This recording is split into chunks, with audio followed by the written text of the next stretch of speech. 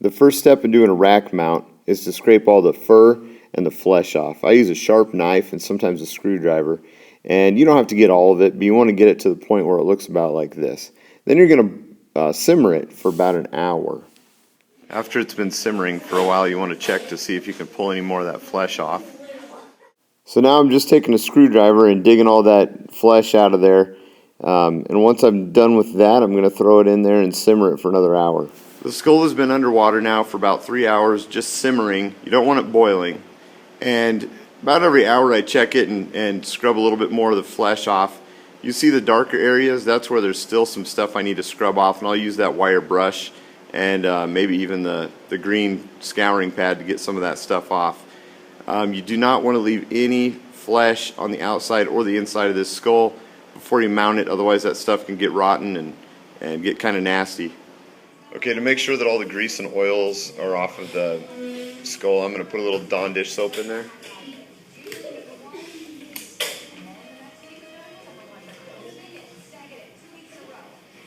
And let that simmer for about another hour. Once I've scrubbed it and degreased it, it's ready for the next step. I'm going to let it dry real well overnight because I want to make sure that none of the moisture is hiding up under any of these little holes or crevices. But even underneath the base of the antlers, it should be nice and clean. You should have all that flesh out of there. So this thing's ready for the next step. Since this is a smaller rack, I decided to trim off this edge down here. I cut off the other side already on the left, and you can see I put a little Sharpie mark right there to show where I'm going to cut it. And then I just filed it down to make it a little bit smoother. I don't want this bottom part to be bulky when I stretch the leather over it because it makes the rack look smaller. The bigger the bottom part is, the smaller the rack looks, in my opinion. So that's why I trimmed that up a little bit. That's cool. I want to try. This step is something that a lot of people would probably ignore, but to me, the final product always looks that much better if you pay attention to the details. And what I'm doing here is just rounding off those edges so that later on when I put the final top coat on, I don't have to sand through any of these edges of bone. Rather, I can sand through the other material that I put on it a lot easier, and the bone won't get in the way. Now I'm going to make a template with this piece of paper. I'm folding it in half so I can find the center. And the template is for a piece of wood that is going to go behind the bone. And you have to have something to put your screws into if you're going to put this on a plaque or even hang it on a wall. Once you've found the center line on your paper, you need to find the center of your skull. And then you will line those up on that center line of your paper. And then that way you're going to make sure that you have a symmetrical piece before you cut this out to make your wood piece.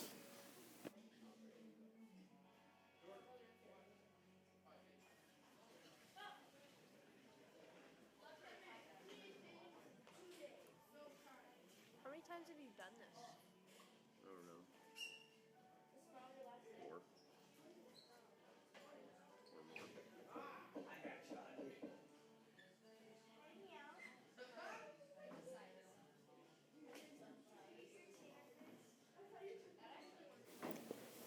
At this point, I'm just going to eyeball it, and just I honestly don't know how to say, how I come up with this length here. I just look for something that is easily that I can easily draw a curve and have it line up and have it not be too abrupt of a curve or too long of a curve. You can adjust this to however you want it though. Some people want them longer, some people want them shorter, and I make a lot of adjustments as I go. Make sure to get the clay off your nose.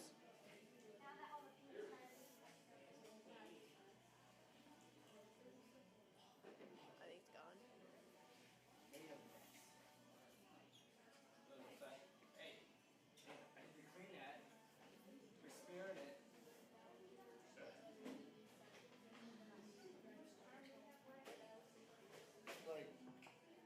7 minutes.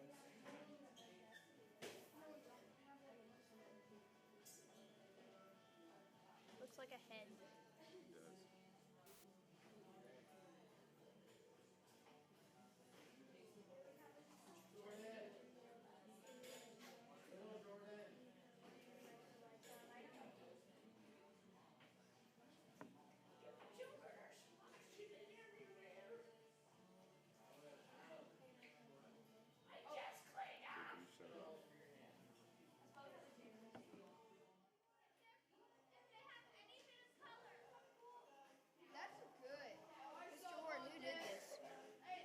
They did really good on that.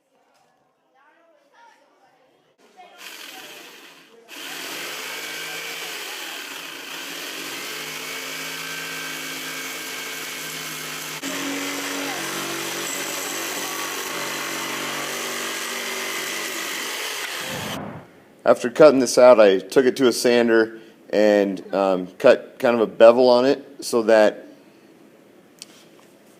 when I put the rack on here, I want the angle that is shown here.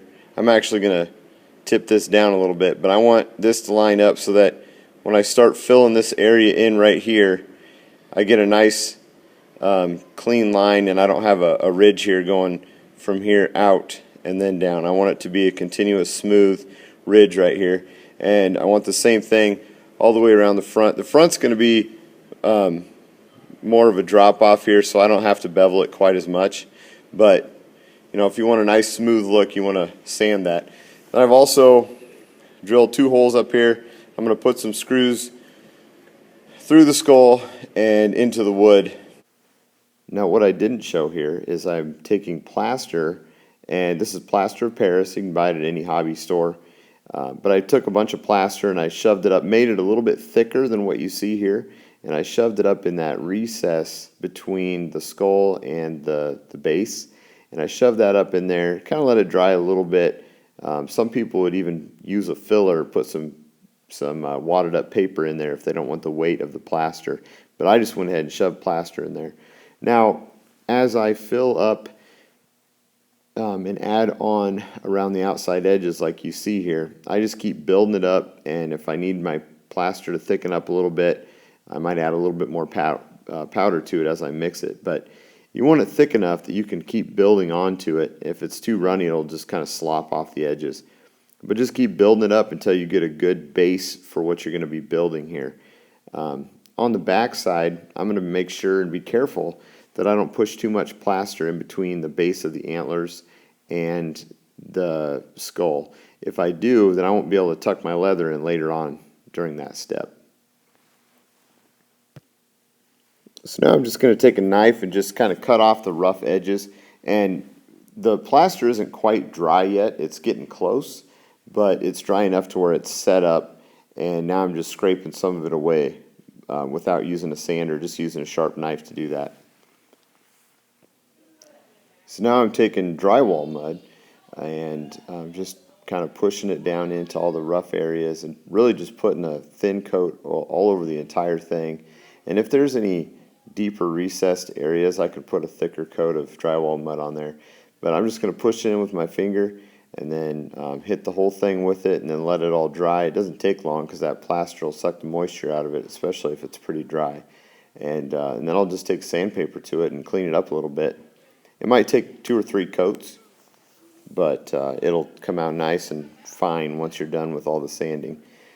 This tool that I'm using here is just a thin piece of metal. It's actually a pottery tool, but I use it every once in a while for something like this because you can get a nice bend out of it. But if you don't have access to something like this, just let the plaster dry and then sand it down when you're done. I prefer to use a sanding block like this one, and this one actually has been used quite a bit, and so there's not a lot of grit left on it. And honestly, that works best for something like this because I don't want to sand a lot of the material away. I want to keep most of it there and just take the top surface away, just those rough edges, so that I can smooth it out as much as possible.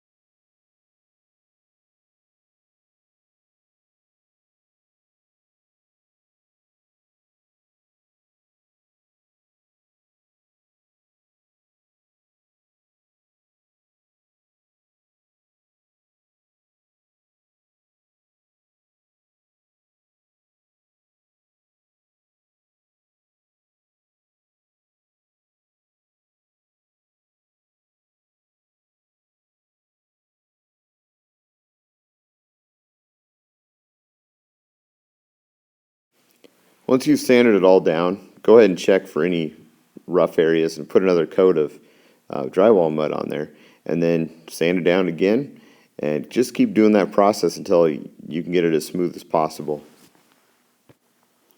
I'm not sure what happened to the part of this video that showed how exactly I got to this point, but I think what you can see from now on is, I'm just going to take pieces of leather. I'm going to take one big piece of leather, and I'm going to stretch it over the plaster, and I'm going to start out by stapling it there and just on one edge, and or even at the top, it doesn't really matter. And I'm just going to stretch and put another staple in, stretch, put another staple in, and here's where I'm going to show you what I do to make sure that I tuck that edge up under the base of the antler. You got to make sure that you don't cut it too short. If you do, then you're going to have your plaster showing, and obviously that's not going to work, so you're going to waste that whole piece of leather. I'm just going to take a little knife and just push it down in there. Some people put a little glue down before they push it down, but if you stretch it well enough, you don't need to glue it. It's not going to go anywhere. I'm just going to keep tucking it in there, and this is a tedious process, but if you left the right amount of space between the base of the antler and your plaster, then it should go down in there and then just stay. Now, I forgot to mention that I took this leather off of an old leather coat, so you don't have to pay big money for the leather for these things. Now what you're seeing here is the final product, and what I want you to see is how smooth it is, and you don't see any lumps or anything under there. And you'll also notice I used, you can't see it, but I used a little bit of super glue to hold down those seams. You can overlap the seams like I did, or you can butt them up next to each other. I just chose to overlap them on this one. Now if you're done and you want to hang it up just as it is, put a hook on the back and hang it up. If you want to put a plaque behind it, put some screws into the plaque, and you're done.